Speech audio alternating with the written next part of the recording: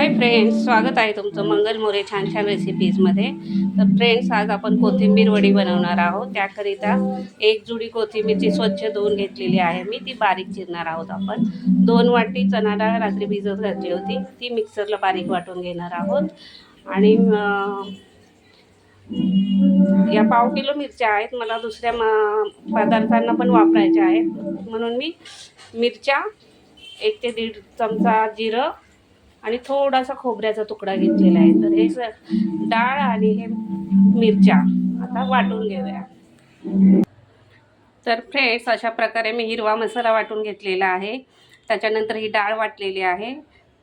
तर डाळीमध्ये थोडासा ओवा, अर्धा चमचा अर्धा चमचा धणे आणि अर्धा चमचा बडीशेप जाडसर वाटून घेतलेले आहेत. टेस्ट फार छान येते त्याने. आणि ही कोथिंबीर बारीक चिरून घेतलेली आहे. चला तर मग आता हे मिश्रण मी तयार करून घेते.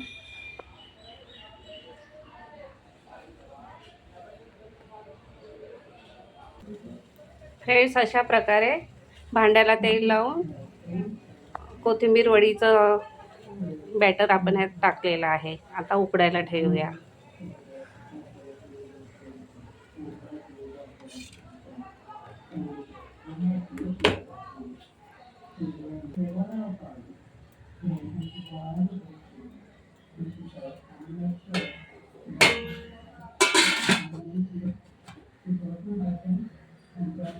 तर 10 मिनिटांनी आपल्या वड्या उकडून होतील.